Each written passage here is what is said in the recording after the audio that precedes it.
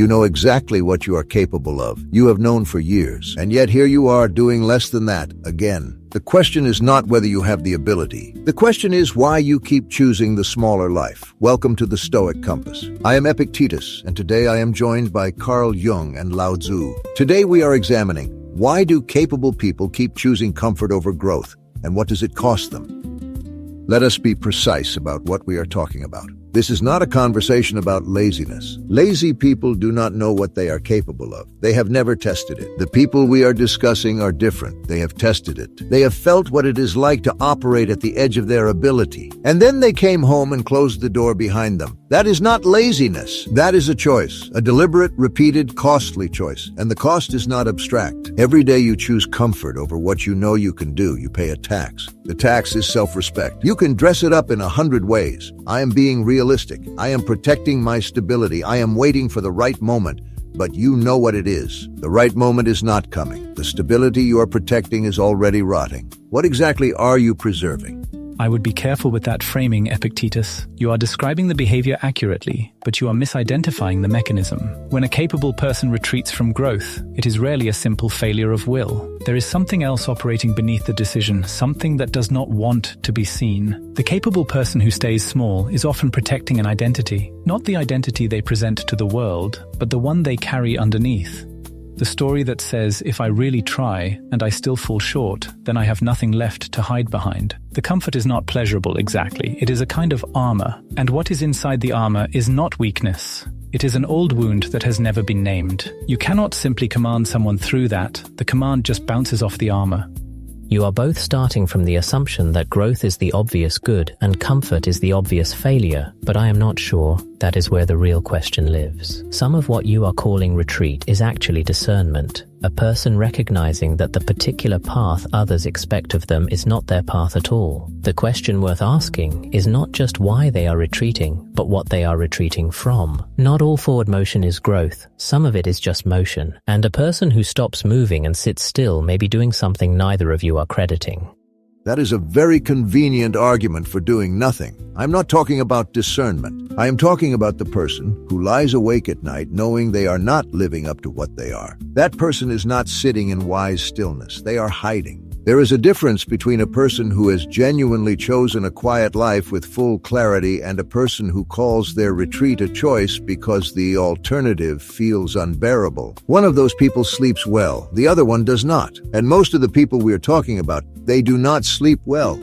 Epictetus makes a valid point there, and I want to be honest about it. The discomfort is the signal. When the retreat is genuine discernment, the person is at peace with it. When it is avoidance, there is always this low hum of self-accusation running underneath. That hum is not a character flaw. It is the psyche's way of saying something here is unresolved. But here is what concerns me about the approach of simply pushing harder, demanding more, commanding the will into action. If the underlying fear is never examined, if we just override it with discipline again and again, it does not disappear, it gets compressed. And compressed fear tends to surface elsewhere, often at the worst possible moment.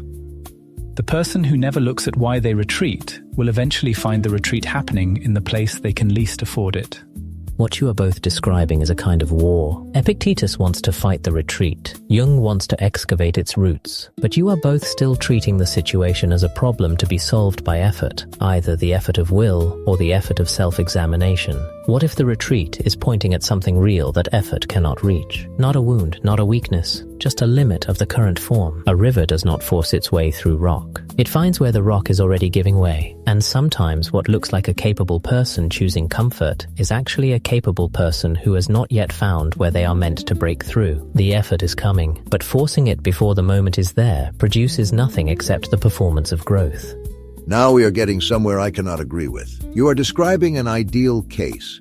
The person who waits with perfect clarity and then moves when the time is right. I've almost never met that person. What I have met is the person who waits and waits and waits and tells themselves the moment is not yet right and wakes up one day at the end of their life with a perfectly preserved set of unrealized capabilities. The waiting is not wisdom. The waiting is the thing they are most afraid of naming, because what they are afraid of is not failure. It is the moment they try their absolute best and still find that it was not enough. That is the fear underneath the comfort, not the fear of struggle, the fear of trying everything and still falling short.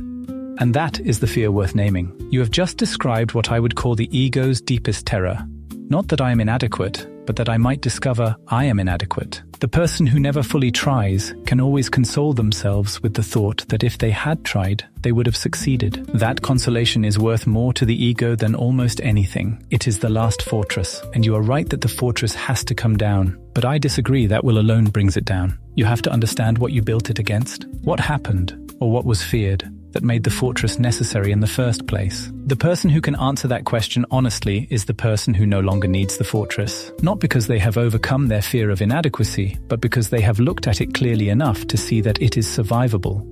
There is something both of you keep skating past. You are treating capability as though it is always clear, as though the capable person knows exactly what they are capable of and is simply refusing to exercise it. But capability is not a fixed quantity. It shifts with circumstance, with timing, with what the person has or has not yet encountered. The person who appears to be choosing comfort may simply not yet have encountered the thing that calls their capability forward. You cannot command that encounter into existence. You cannot excavate your way to it. It arrives, and when it arrives, the person does not experience it as a choice between comfort and growth. They experience it as a necessity. The growth becomes the only available response.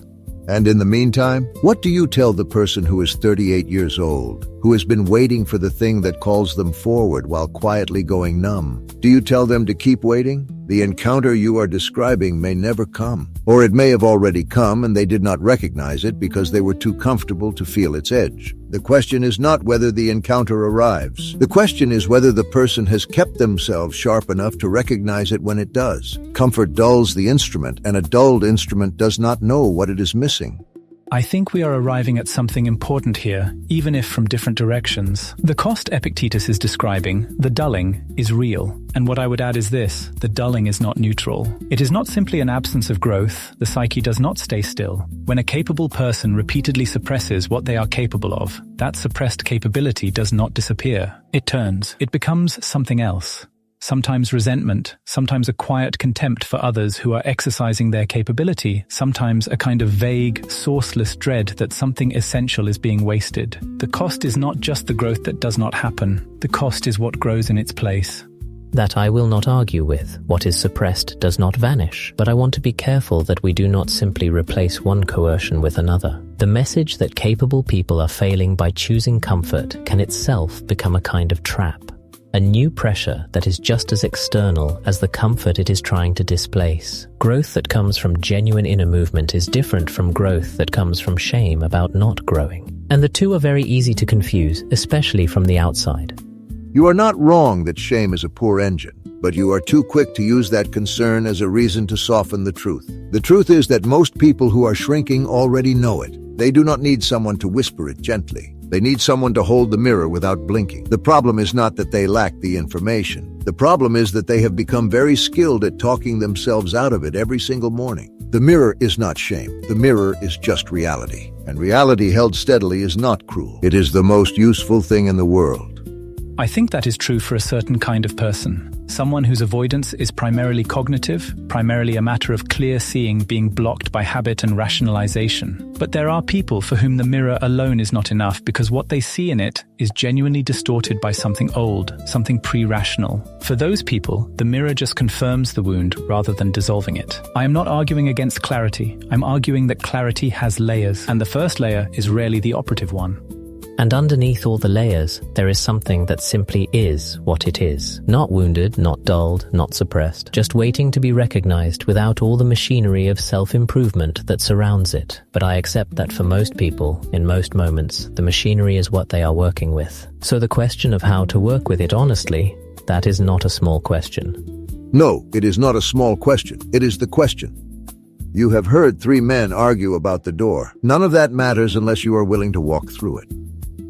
Here is what is actually happening when you choose comfort over what you know you are capable of. You are making a trade. The trade feels reasonable in the moment. You give up a little growth, a little stretch, a little risk, and in return you get to feel safe for one more day. The problem is that this trade is not neutral. Every time you make it, the version of yourself that knows what you are capable of gets a little quieter. Not gone, just quieter, and the quiet is not peaceful. You know this because you have felt it. It is the quiet of something being suppressed, not the quiet of something resolved. The fear underneath this is specific. It is not the fear of hard work. It is the fear that if you try your absolute best and it still is not enough, you will have nothing left to stand on. So you protect yourself by never fully trying. That way, the ceiling you are living under is never actually tested. But the ceiling does not go away just because you stop pushing against it. You just stop being able to breathe. Today, try this. Identify one thing you have been capable of for a long time that you have not yet done. Not a project, not a goal. A single action that you have been avoiding because doing it would commit you to something you cannot easily take back.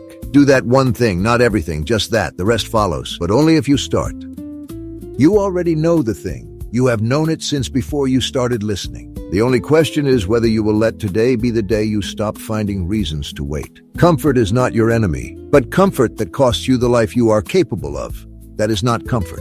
That is a very slow way to disappear. The door does not stay open forever. Walk through it. If today's conversation has served you, take it further. Pay Attention by C. Trebu. 12 Lessons in the Practice of Seeing Clearly. Available now on Amazon.